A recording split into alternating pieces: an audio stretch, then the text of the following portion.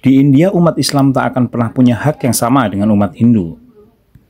Setidaknya, itu berlaku di bawah pemerintahan yang saat ini sedang berkuasa. Pendapat ini disampaikan kolumnis Al Jazeera Apur Fanan. Menurut dia, pemerintahan Partai Bharatiya Janata atau BJP menerbitkan undang-undang anti-muslim bukan untuk membantu kelompok minoritas yang teraniaya sebagaimana klaim pemerintah. Undang-undang itu, kata Apur Fanan, lebih bermotif meyakinkan basis pemilih partai berkuasa tersebut bahwa Muslim tidak akan pernah memiliki hak yang sama dengan umat Hindu di bawah pemerintahan mereka. Pengajar bahasa Hindi di Universitas Delhi ini menyebut, India selangkah lebih dekat untuk meresmikan diri sebagai negara mayoritas Hindu dengan penerapan Undang-Undang Amandemen Kewarganegaraan atau Citizenship Amendment Act yang disahkan pada tahun 2019 dengan begitu banyak kontroversinya. Ini adalah satu lagi langkah pemerintah India yang dipimpin oleh Partai Bharatiya Janata yang menganut supremasi Hindu untuk mengobarkan api komunal yang sedang membara, tulis Apur Fanan dalam artikel berjudul India Citizenship Amendment Act is a devious anti-Muslim dog whistle, sebagaimana dilansir Al Jazeera pada 15 Maret 2024.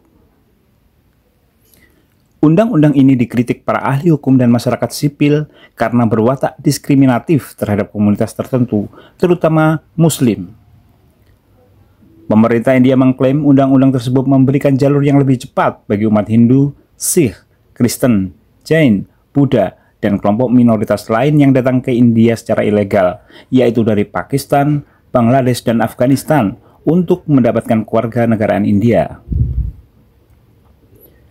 Absennya Muslim dalam daftar ini telah menyebabkan kemarahan dan ketegangan komunal sejak lahirnya undang-undang tersebut.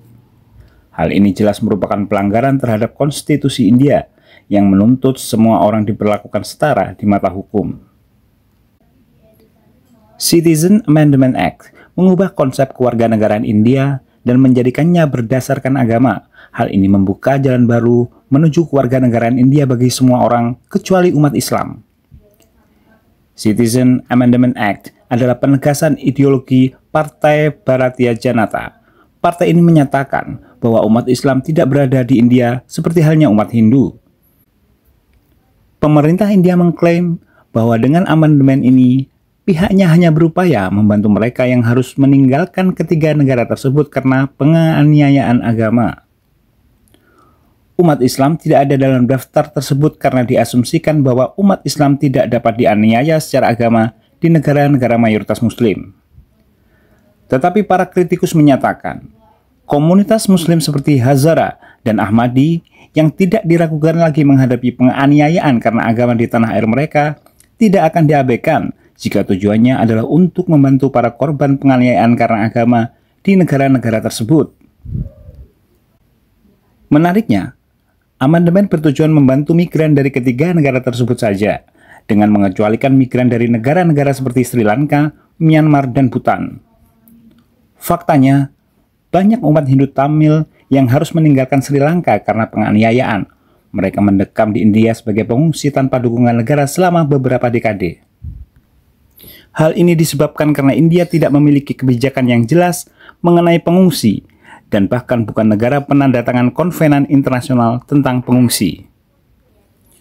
Jadi pernyataan pemerintah mengenai empati terhadap orang-orang yang teraniaya di negara-negara tetangga terdengar hampa, ujar Apur Fanan.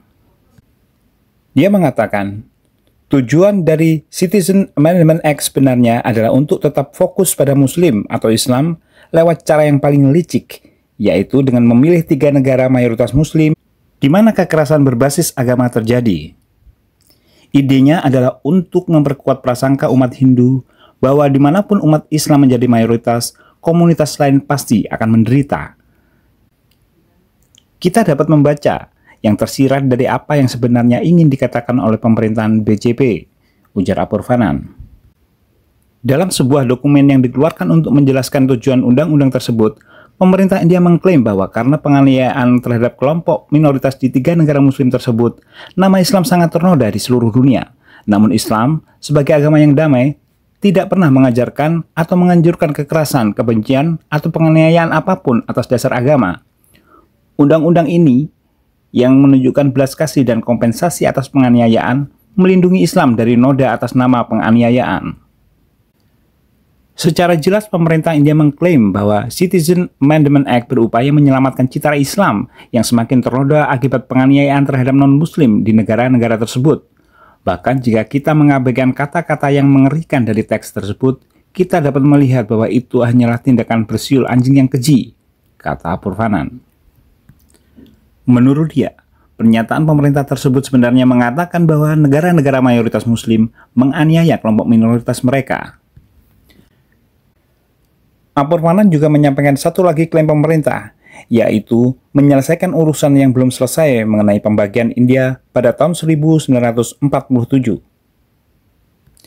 Menurut pemerintahan India, pembentukan Pakistan berarti perpindahan penduduk secara menyeluruh.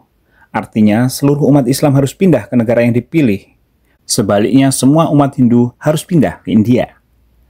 Oleh karena jutaan umat Islam tetap tinggal di India, apa yang perlu dilakukan adalah menjadikan India sebagai negara yang mengutamakan Hindu dengan menempatkan umat Islam pada posisi yang lebih rendah. Hal inilah yang dilakukan Undang-Undang Amandemen Kewarganegaraan India secara ideologis. Umat Islam tidak akan bisa memperoleh kewarganegaraan melalui undang-undang ini.